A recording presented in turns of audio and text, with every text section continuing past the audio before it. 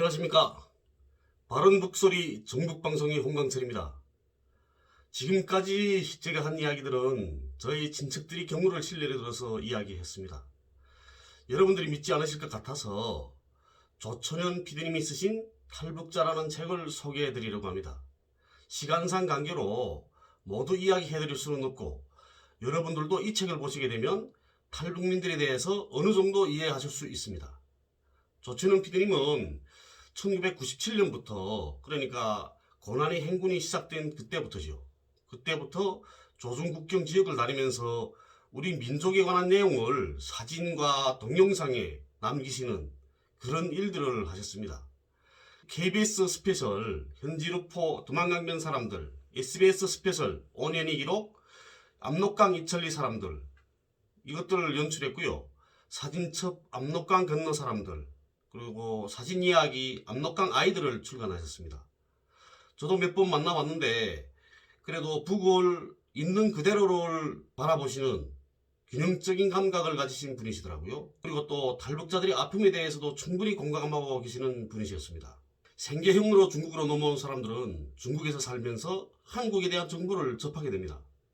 한국에 대한 정보를 가장 쉽게 접할 수 있는 방법이 교회더라고요. 교회에 가면 한국에 대한 정보를 가장 쉽게 접하게 되는 것 같습니다. 이렇게 한국에 대한 정보를 접하게 되면 한국으로 가는 브로커들과 접촉하게 되는 거죠. 그리고 약속을 하고 집을 빠져나와서 한국으로 오는 겁니다. 그 과정에 여러 가지 문제들이 생기기도 합니다. 아이만 집에 남겨두고 오는 여성들도 있고, 남편이 벌어놓은 돈을 모두 훔쳐가지고 오는 여성들도 있습니다. 이런 경우에 접하게 되면 중국인 남편들은 정신이 돌아버리는 거죠. 그래서 주변에 있는 다른 탈북자들을 폭행하고 아무 죄도 없는 사람을 중국 공안에 또 고소해서 잡혀나가게 만들기도 합니다. 그렇다고 해서 모든 탈북 여성들이 그렇게 하는 건 아니고요. 그렇게 힘든 길을 아이를 얻고 오시는 그런 분들도 계시고, 한국에 정착한 다음 중국인 남편도 데려오거나 방학되면 중국에 있는 아이를 데려다가 함께 지내시는 분들도 계십니다. 중국인 남편들이 통일을 얻고 오는 경우에도 중국인 남편들이 알죠? 우리 집사람은 나하고 살 사람이 아니다. 이제 한국에 가면 다른 사람 만나서 살겠네. 그리고 그걸 인정하고 보내시는 분들도 계시더라고요. 중국인 남편분들도. 저는 이렇게 탈북 여성들이 그 중국인 남편들에 대해서 이렇게 생각합니다. 첫 시작은 물론 인신매매로 잘못된 행태로 이루어진 이런 관계이긴 하지만, 아무도 없는 중국에서 그래도 우리 여성들이 그 보호막이 되어줬던 건, 그건 고맙게 생각해야 한다고 생각합니다. 고난의 행군 때 그 북한 사람들이 중국으로 처음으로 넘나들던 그 첫 시기, 그 시기에는 중국 사람들이 북한 사람들을 잘 대해줬거든요.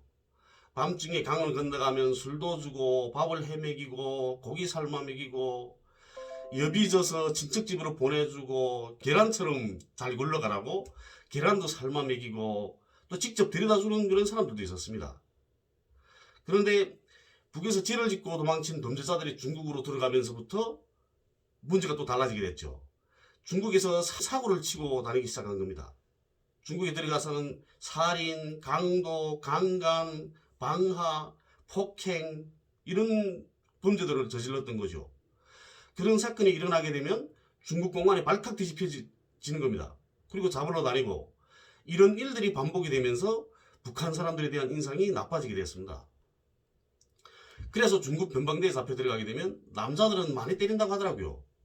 그게 또 인민군에서 군사복무를 했다면 더 때린다고 하더라고요. 왜 그러는지는 잘 모르겠는데. 그리고 인신매매를 하다가 걸리는 경우에는 중국이나 북한에서 다 엄격히 처벌합니다. 그러니까 인신매매를 하던 범죄자들은 한국에 와서 국적을 받은 다음에 중국으로 들어가서 활동하는 게 나은 거죠. 그러니까 한국으로 오는 겁니다. 중국에서 사는 북한 사람들을 가장 유혹하는 건 한국에 가서 국적을 받은 다음에는 중국에서 마음대로 활동할 수 있다는 것. 그리고 한국에 가면 집도 주고 아이들을 교육시킬 수 있다는 것. 열심히 일하면 중국에서보다 더 많은 돈을 받을 수 있다는 겁니다. 이렇게 한국에 와서 사는데 살아보니까 너무나 외롭고 고향에 있는 남편과 아이들 그리고 부모님들이 그리운 겁니다. 그래서 그 다음부터는 고향에 남아있던 남편과 아이들, 부모 형제들을 데려오기 시작했습니다. 그래서 원래 탈북하는 사람들이 있던 데다가 탈북해서 자리를 잡은 사람들까지 자기 부모님, 형제들, 자식들, 남편들을 데려오다 나니까 탈북자 입국 숫자가 기하급수적으로 늘어나게 된 거죠. 그래서 2011년을 정점으로 해서 입국수가 제일 많았습니다. 2011년에 2,706명을 정점으로 찍었거든요. 국내 입국 탈북민 수는 2011년 이후로는 계속 하락하다가 2019년에는 1,047명, 2020년에는 229명이 되었습니다. 물론 코로나 사태로 인해서 적어진 것도 있겠죠. 그렇지만 저는 그렇게 보지 않습니다. 그러니까 2019년 12월에 그러면 12월에도 많아야 될 거거든요.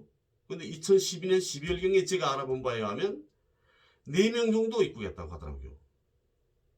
그러니까 2019년 12월에는 코로나 사태가 없을 때가 아닙니까? 그럼에도 불구하고 4명 정도가 입국한 겁니다. 그리고 북을 떠나서 곧장 오는 사람들 보고 직행이라고 하거든요. 곧바로 온다고. 근데 그런 직행으로 오는 사람들도 무척 적었습니다. 100명이라면 그 100명 중에 직행은 한 5명 정도? 그렇게밖에 안 되는 것 같습니다. 제가 볼 때.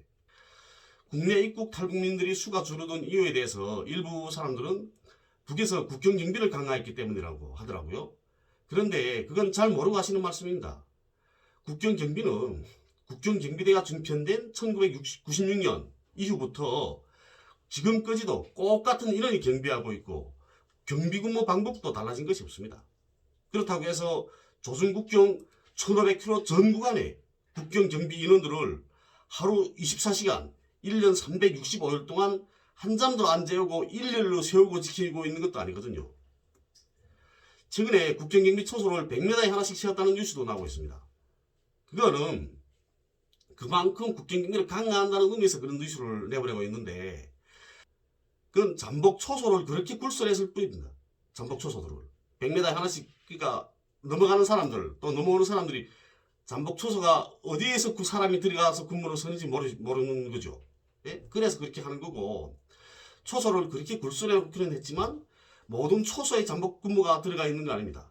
하루 저녁에 나가는 잠복 근무는 한 개 소대에서 3개 내지 4개 조입니다. 한 개 조가 3명이거든요. 그 한 개 소대에서 9명 내지 12명이 잠복 근무를 서는 겁니다. 순찰식 잠복 근무라고 하거든요. 순찰식으로 도는 겁니다. 이렇게 1조가 3조에 있는 데로 가고 3조는 2조에 있는 데로 가고 2조는 1조에 있던 자리로 가고 이렇게 온 밤을 이렇게 순찰하면서 잠복 근무를 서는 거죠. 이런 그 잠복 방법은 제가 국경경비대에 있을 때 그 당시부터 사용하던 겁니다.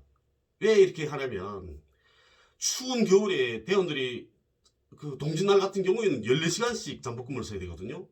근무 나면 한 개 초소에서 14시간 동안 서야 되는 겁니다. 근데 나는 추우니까 동상 있는 대원들도 있죠. 동상을 방지하자고 순찰식으로 근무를 세우는 겁니다.